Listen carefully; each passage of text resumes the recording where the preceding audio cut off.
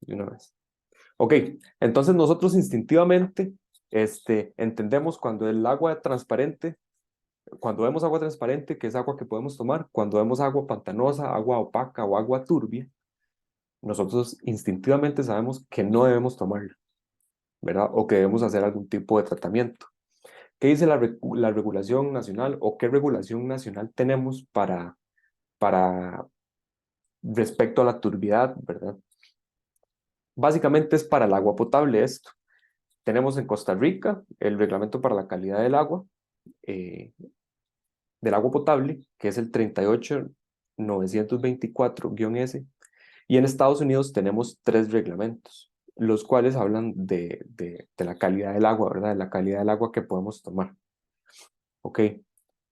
En la regulación nacional, en el control operativo se establece que la turbiedad debe medirse en unidades de NTU, que ahorita vamos a hablar qué son esas unidades, y dice que el valor alerta es de 1 y que el valor máximo admisible es 5. Pongo los otros parámetros del control operacional como el olor, sabor, pH y cloro residual para que nos demos una idea. Esto hay que estarlo reportando. ¿Qué es ese reporte? ¿Qué es ese reporte de control operativo? Es un control que le corresponde a los entes operadores o a las personas que hagan distribución de agua de algún tipo, ya sea empresas, ya sea edificios, ya sea instituciones. Tenemos que tener este control operativo y ese control operativo lo realizamos periódicamente. ¿Para qué realizamos ese control? Ese control básico y ese monitoreo es para nosotros saber que nuestra agua está bien, para saber que lo que estamos entregando de agua es agua potable, ¿verdad? Entonces, importante, la turbiedad está en ese control operativo con un valor alerta de 1 y con un valor máximo admisible de 5. Entonces, ahora sí, ¿qué es la turbiedad? Como lo ven en ese vaso, hay una parte transparente y otra parte con material en suspensión. Ese material puede ser arcilla, limo, materia orgánica, plancton y otros materiales particulados que haya en el agua, ¿verdad? Eso se define como turbiedad. La turbiedad es algo que me hace opaca el agua, ¿verdad? Se miden unidades nefelométricas de turbiedad. Como vieron en el, en el cuadrito de control operativo, la turbiedad se mide en esas unidades NTU. NTU o UNT significa, en español es unidades nefelométricas de turbiedad. Y esa medición o eso se determina con referencia a una mezcla química, ¿verdad? Que produce refracción de la luz. Entonces, nos preguntamos nosotros, ¿a qué se debe la turbiedad? ¿Cuándo se detectó la turbiedad? ¿Qué contiene y qué implicaciones tiene? Eso es muy importante para nosotros. Cada vez que vemos agua, agua que sea turbia. Pero lo primero, antes de hacernos estas preguntas, es ¿cómo se mide? ¿Cómo se mide la turbiedad? Entonces, nosotros lo que tenemos es básicamente una fuente de luz o una fuente de radiación, digámosle así, que nos tira una intensidad inicial, ¿verdad? En la muestra, que es ese tubito de ensayo que se ve en el centro. Esa luz permite que pase o alguna parte de la luz, que es esa IT que tengo ahí, ¿verdad? Que es la intensidad que se pasa del tubito de ensayo con la muestra. Cuando yo mido esa intensidad que pasa, yo hago una medición turbidimétrica. Esa medición se hace con un fotómetro. Básicamente tengo una fuente de luz o de radiación. Esa radiación pierde intensidad y yo mido esa diferencia de intensidades y así hago una medición turbidimétrica que se hace generalmente con fotómetros, ¿verdad? Luego, hay parte de la luz que es dispersada. Esa luz dispersada yo la mido con un nefelómetro o es una medición nefelométrica, ¿verdad? Esta medición lo que hace es medir esa luz dispersada. ¿Por qué tengo dos mediciones? Básicamente por esto. Cuando tengo partículas pequeñas en el agua, como el agua que es prácticamente clara a nuestros ojos, les digo un dato curioso de una vez, por debajo de 4 NTU nosotros todo lo vemos como agua transparente. Por arriba de 4 NTU, nosotros empezamos ya a ver el agua opaca, ¿verdad? Recuerden que en el control operativo el valor alerta de la turbidez es de 1. Entonces, una turbidez de 1 o 2, nosotros no podemos ver alguna diferencia.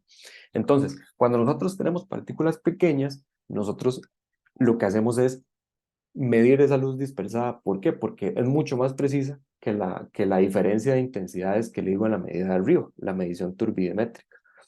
Entonces, básicamente, por eso es que lo pedimos en esas unidades y por eso es que hacemos las mediciones de tipo nefelométricas, ¿verdad? ¿Para qué aplicaciones tienen la medición turbidimétrica? Bueno, cuando ya tenemos partículas muy grandes, como en agua residual, por ejemplo. Sin embargo, en agua residual medimos sólidos suspendidos y otras cosas, entonces la turbidez no es tanto un valor de referencia para nosotros.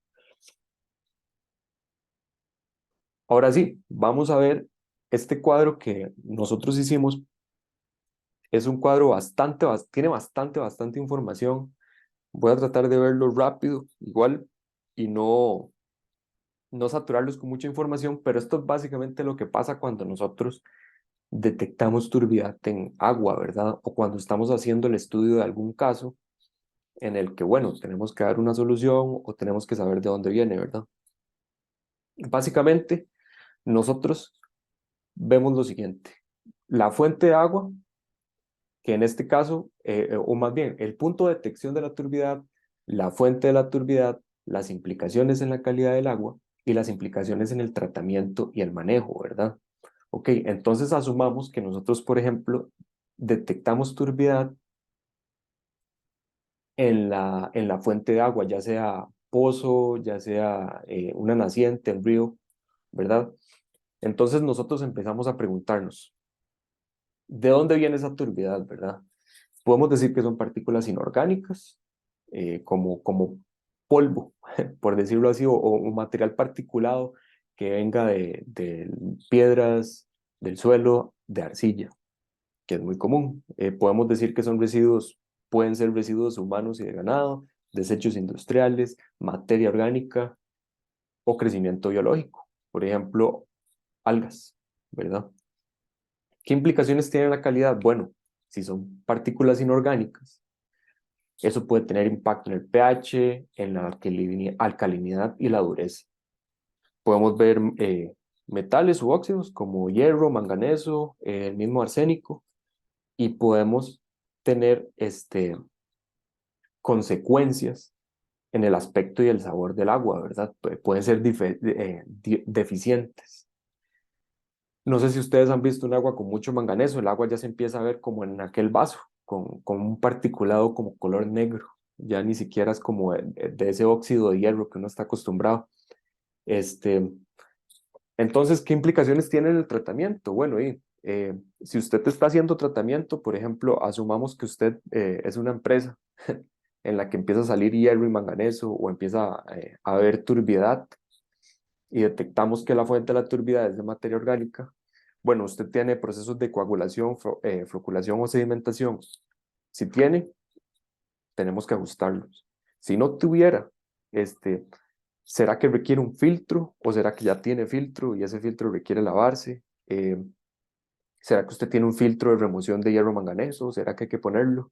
Todas esas cosas hay que tomarlas en cuenta. Después, ¿cómo desinfecta? Si usted desinfectara con ultravioleta, por ejemplo, eh, bueno, si usted ya empieza a tener mayor turbidez, eso quiere decir que su dosis de ultravioleta o su dosis de intensidad de luz ultravioleta tiene que ser mayor, ¿verdad? Entonces, todas esas cosas son importantes. Si viniera de residuos humanos o de ganado, y por ejemplo ya empezamos a tener E. coli, eh, ¿qué tenemos que hacer de ajustes en el tratamiento? ¿Qué tenemos que hacer de ajustes inclusive en la fuente? Todo eso. Entonces, vea, yo a este cuadro se los voy a compartir para no ir pasando uno por uno, pero eso es básicamente lo que nosotros vamos repasando dependiendo de la fuente donde detectamos la turbidez. Ahora sí, ¿qué pasa si nosotros detectamos la turbidez en el tratamiento?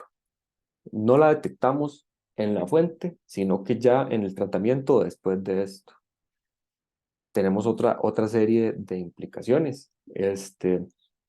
Por ejemplo, si nosotros tenemos precipitados eh, eh, durante procesos de corrección de pH, por ejemplo, ¿qué pasa ahí? Bueno, y ya empezamos a tener el aspecto, ese aspecto opaco del agua que es deficiente y, y podemos tener aumento de productos químicos disueltos, como el aluminio, por ejemplo, en procesos de coagulación.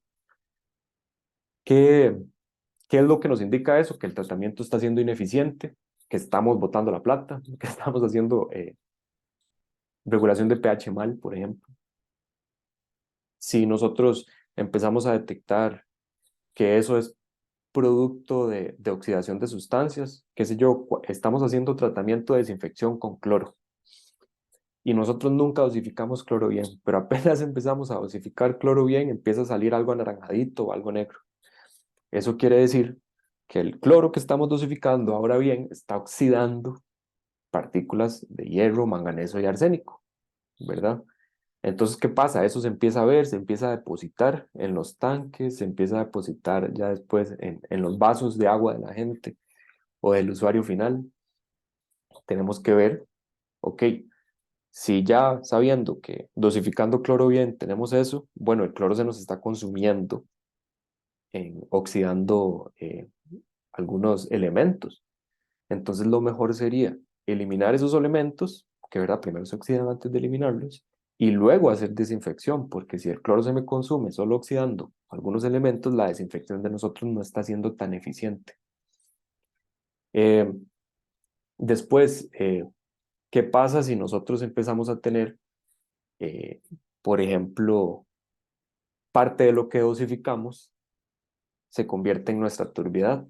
Por ejemplo, si nosotros de nuevo dosificamos algún tipo de floculante, coagulante, eh, por ejemplo, cloro, si lo desificamos en forma sólida y no se disuelve o quedan excipientes de eso, tenemos que ver eso, ¿verdad?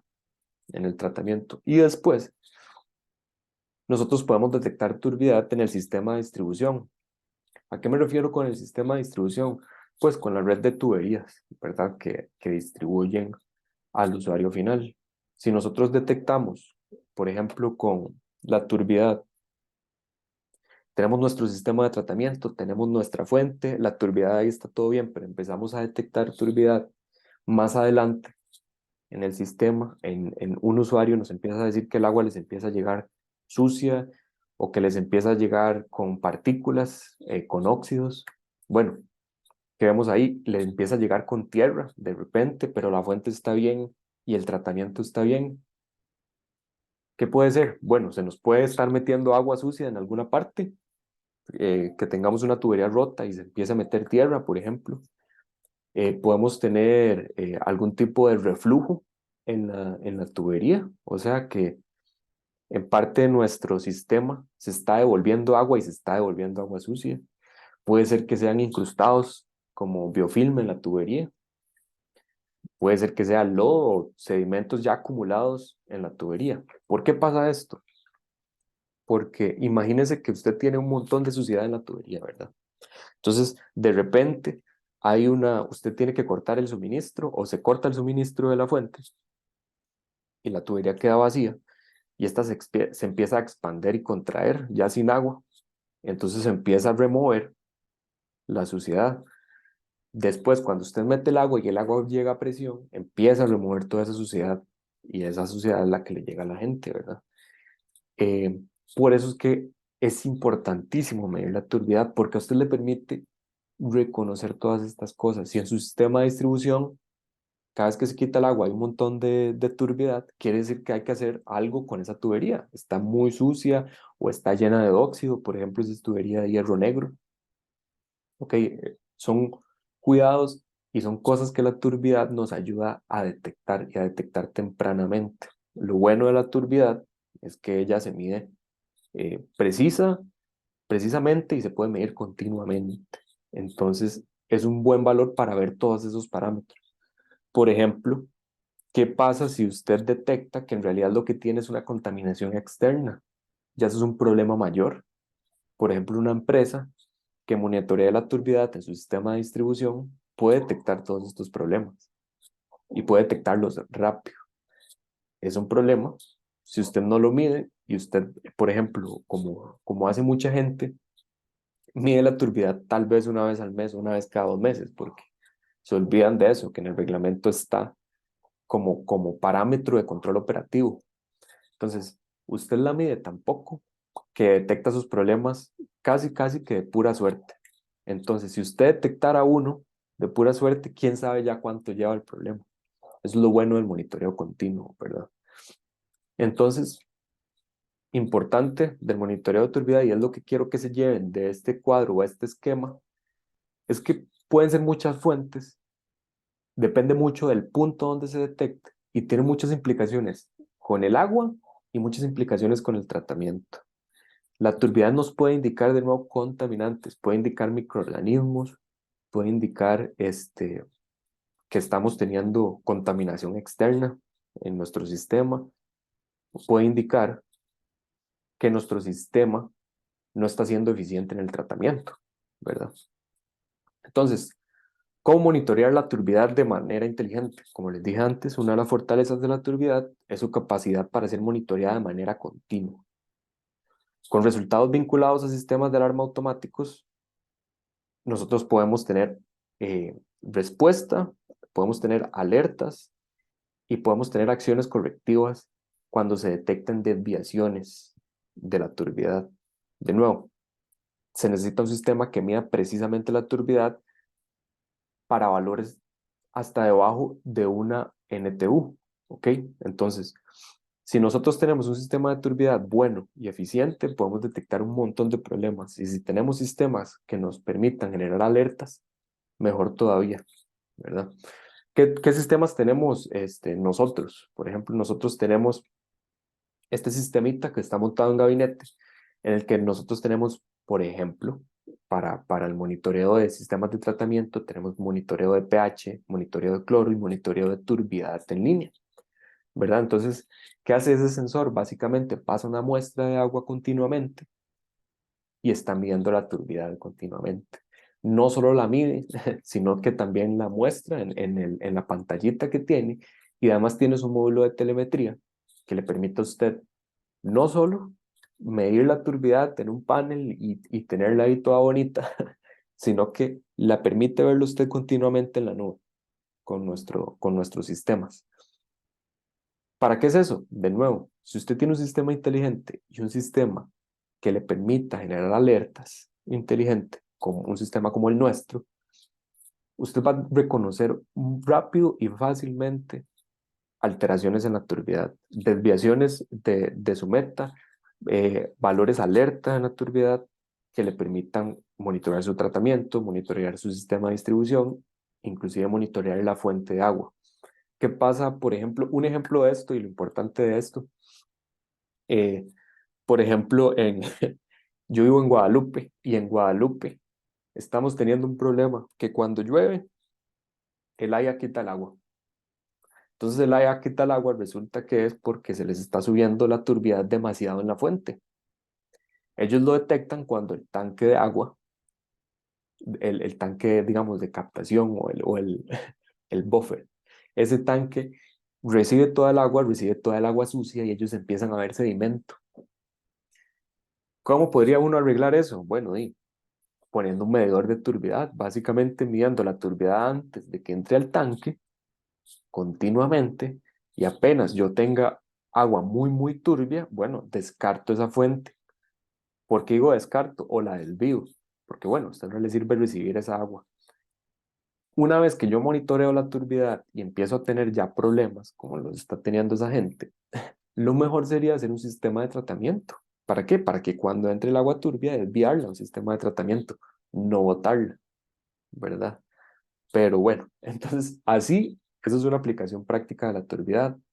Por ejemplo, en esta imagen, aquí se ve cómo usted puede monitorear la turbiedad en la fuente, cómo puede monitorearla antes de sus sistemas de tratamiento, antes de sus tanques de almacenamiento, en su sistema de distribución, en la distribución a casas, por ejemplo, a edificios o a usuarios en una empresa. Y cómo puede usted con un buen módulo de telemetría, subir esa información a la nube.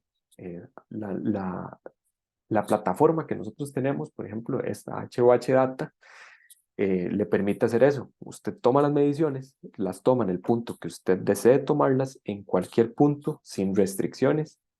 Usted toma la muestra o no toma la muestra, usted pone el sensor ahí a tomar muestras cada 15 segundos y cada 15 segundos va a tener un valor nuevo de turbiedad. ¿Para qué es eso de nuevo? Para reconocer tendencias, para reconocer desviaciones en la turbiedad, para reconocer cuándo mi sistema de tratamiento está fallando, cuándo la fuente se ensucia mucho, como en ese ejemplo que les expliqué, cuándo tengo que desviar el agua. Ojalá tener un control automático para que cuando la turbiedad suba, yo desvíe el agua y poderla tratar. Cuándo están teniendo problemas los usuarios con turbiedad o cuándo los van a tener antes de que los tengan. Es muy importante, muy importante. La turbiedad nos ayuda a tener certeza y control de los sistemas de tratamiento. Es tan importante como medir el cloro. Es tan importante como medir el pH.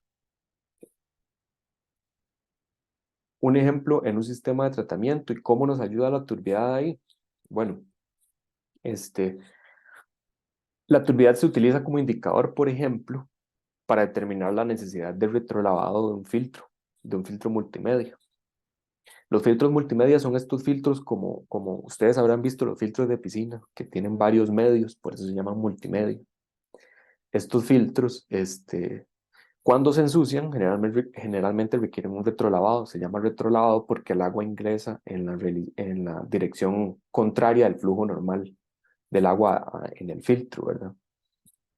Entonces, cuando usted tiene un sistema de filtración como estos, usted lo que hace es medir la turbidez. Como estándar, si la turbidez supera 0.1 NTU, vea que es un valor bastante bajo y requiere un sensor bastante preciso, no cualquiera. Cuando la turbidez supera 0.1 NTU, quiere decir que usted ya tiene que retrolavar. ¿Cuál es el beneficio de esto? El retrolavado de un filtro requiere hasta 30 veces el volumen de ese filtro. ¿Ok? Entonces es muchísima agua que usted va a descartar. Si usted detecta temprano y detecta cuándo se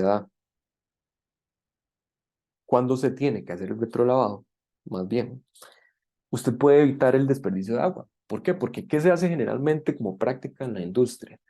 En la industria, si usted tiene filtros multimedia, generalmente usted lo que establece es una frecuencia de retrolavado. Usted dedocráticamente establece, tal vez sí bien pensado, uno ve más o menos el agua, cómo anda, pero uno dirá, ok, voy a darle 2 días, cada 2 días se retrolava. Entonces, cada 2 días usted bota 30 litros de agua, 30 litros de agua, 30 volúmenes del tanque de agua. O sea, si el tanque mide 100 litros, son 3000 litros cada vez que retrolava, cada 2 días, ¿verdad? Entonces, si usted logra medir bien cuándo es que usted tiene ese subidón de turbidez, capaz y detecta que lo tiene que retrolavar con más frecuencia, lo que implica más agua, pero eso quiere decir que usted va a tener menos problemas y su sistema de tratamiento va a ser mucho mejor. ¿Para qué pone usted un filtro multimedia al final o un filtro cualquiera? Es para que no genere depósitos en la tubería y para que no genere depósitos en un tanque. ¿Ok? Entonces al final usted quiere que ese proceso sea eficiente. Ahora, ¿qué hace usted, por ejemplo, con un filtro de cartucho? Si usted tiene filtros de cartucho digas empresa, institución, edificio, lo que sea. Los filtros de cartucho, lo mismo. Si usted mide turbidades que sean mayores a 0.1 NTU, usted ya sabe que ese filtro hay que cambiarlo o hay que lavarlo. Entonces, fácilmente usted detecta la frecuencia de cambio o lavado de un filtro de cartucho. Los filtros de cartucho son estos que van en una carcasa plástica o también hay filtros de bolsa que van pueden ir en carcasas plásticas de acero inoxidable o de hierro negro, perdón, de acero al carbón. Entonces, básicamente, si yo mido la turbidez, yo puedo controlar mis procesos de filtración. Si no la mido, ¿cómo los controlo? A punta de instinto. Después, por ejemplo, en sistemas en los que tengo suavizadores o sistemas de intercambio iónico, por ejemplo, en la remoción de nitrato o en la remoción de potasio, en la remoción de dureza, que son los suavizadores. Yo no puedo usar un suavizador con sistemas o con agua, perdón, que exceda los 5 NTU. ¿Ok? ¿Por qué? Porque toda esa turbidez se me va a quedar atrapada en mi resina, que es la resina de intercambio iónico. Esa resina, para los que no saben, lo que hace es, si usted tiene, por ejemplo, dureza, le cambio la dureza, que es calcio, por decir algo, o calcio y magnesio, se los cambio por un ion, por un cation, sodio, ¿ok? Se lo cambio. Por eso se llama intercambio iónico, ¿verdad? Entonces, cuando entra, esa resina tiene un montón de poritos y todos esos poros son los que reciben esos, los que propician, o los que, eso funciona como un catalizador, lo que propicia el intercambio iónico, ¿ok? ¿Qué pasa si yo empiezo a llenar esos poritos de turbidez?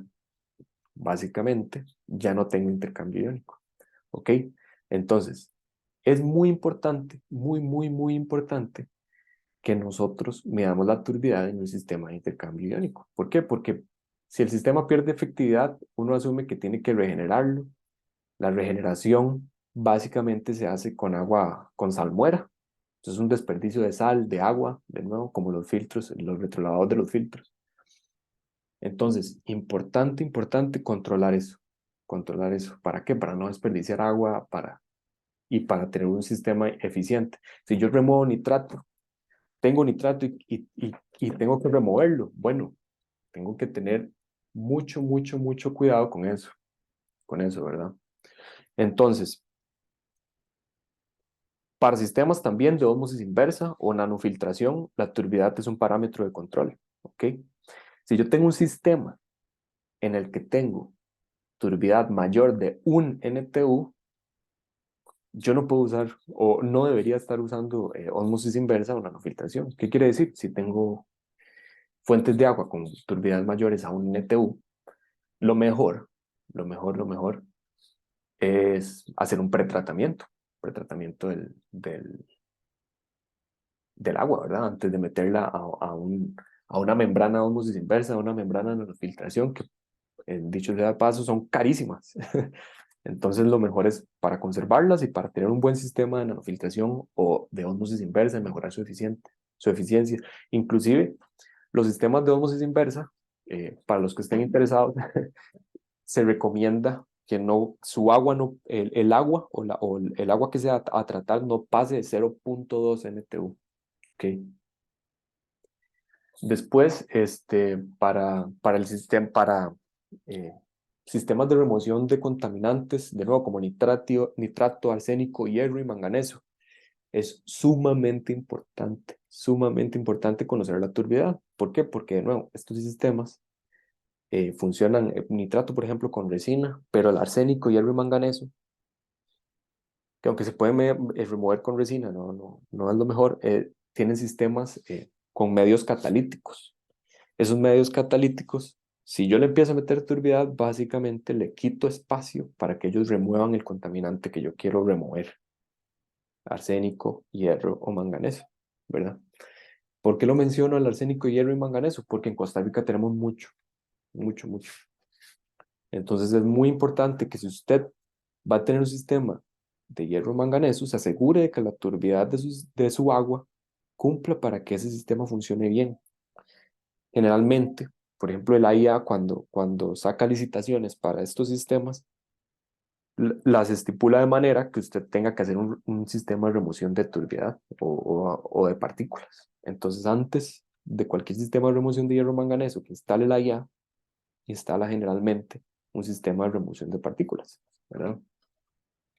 Después, y por último, en estos ejemplos que les estoy dando, la turbidez es muy importante para el proceso de desinfección. ¿Por qué? Porque en las partículas de turbidez, en las partículas que ocasionan turbidez, que puede ser, de nuevo, tierra, arcilla, piedra, óxidos, lo que sea, esas partículas protegen a los microorganismos, ¿ok? Ellas los protegen. Entonces, cuando uno clora o hace un proceso de desinfección con ultravioleta, con algún otro desinfectante, puede ser dióxido de cloro, no sé, La, esa suciedad me guarda los microorganismos, me los protege, de manera que si yo tengo turbidades, por ejemplo, superiores a 1 o 2 NTU, de nuevo, esa es agua transparente, que uno así al ojo humano, uno la ve transparente y la ve bien. Pero si uno tiene turbidades mayores a 1 o 2 NTU, la eficacia de la cloración, por ejemplo, de la ultravioleta, disminuye, lo cual aumenta la necesidad de inyectar más cloro, lo cual no es tan bueno. Recuerden que en el primer cuadro de control operativo decía que el cloro se tiene que mantener entre 0.3 y 0.6 partes por millón o miligramos por litro. Si yo empiezo a dosificar más de la cuenta porque no está siendo efectivo, me puedo pasar de ese residual.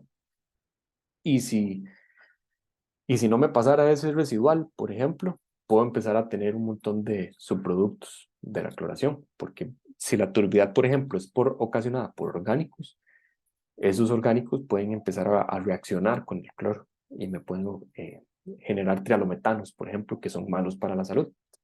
¿Okay?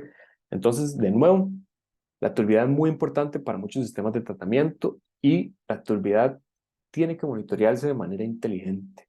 Necesitamos un monitoreo continuo de turbidez, necesitamos tenerla bien en nuestro control operativo, eso es por ley, y para tener un control eficiente y un control inteligente necesitamos tener una plataforma, primero sensores y una plataforma para subir los datos de esos sensores. Nosotros tenemos esos sensores y esa plataforma. ¿Qué sensores ocupan? Como vieron en mis ejemplos, son medidas bastante pequeñas las que usamos para el control de turbidez, 0.1 NTU, 1 NTU, 0.2.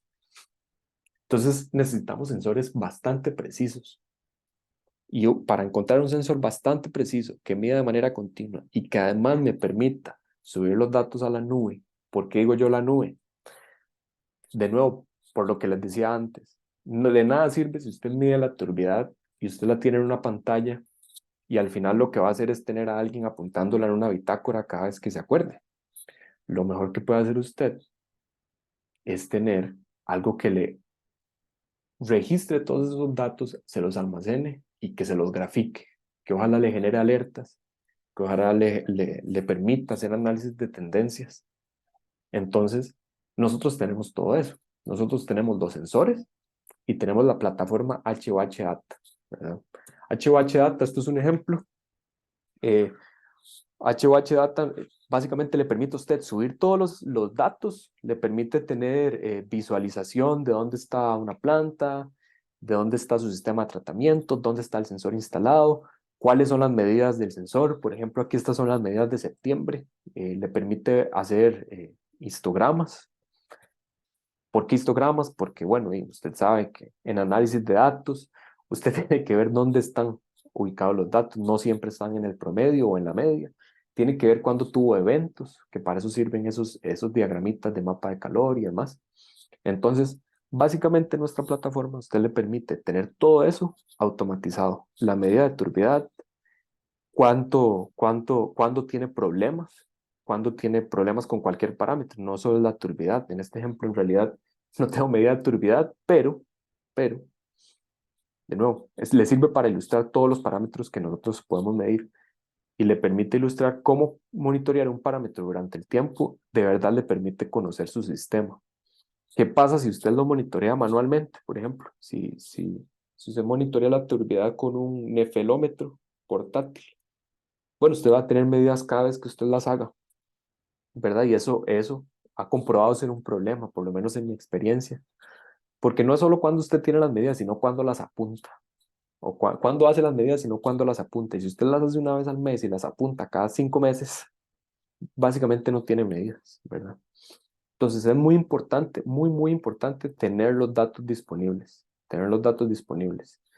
¿Ok? Retos que tenemos, básicamente, nosotros para sistemas de monitoreo inteligente tenemos muchos retos.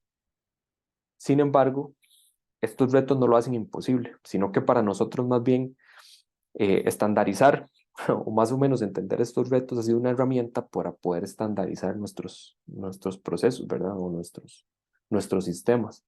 Entonces nosotros tenemos retos de instalación, por ejemplo, que depende del punto de medición totalmente, ¿verdad?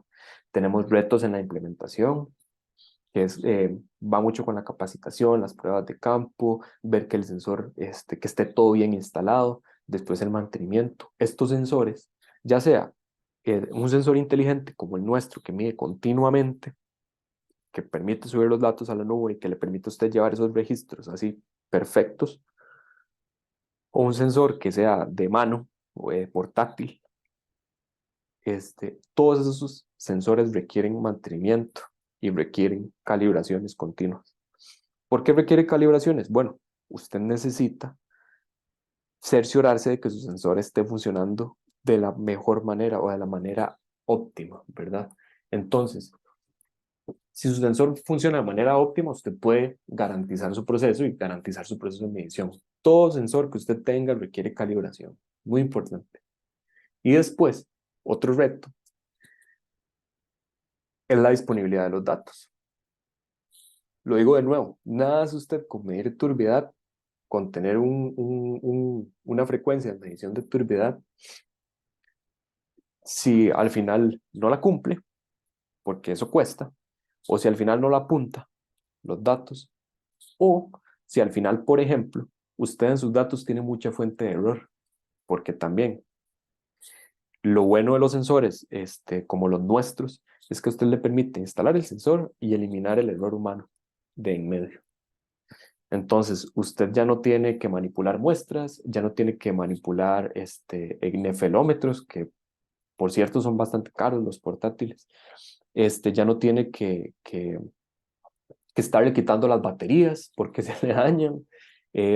Entonces, nuestros sistemas ayudan en todo eso y además en la disponibilidad de los datos. De nuevo, nuestra plataforma HOH Data a usted le permite tener todos esos datos en el momento en el que usted necesite, donde usted necesite. Están en internet, están en nuestra plataforma, usted nada más la accesa y los puede ver, ¿verdad?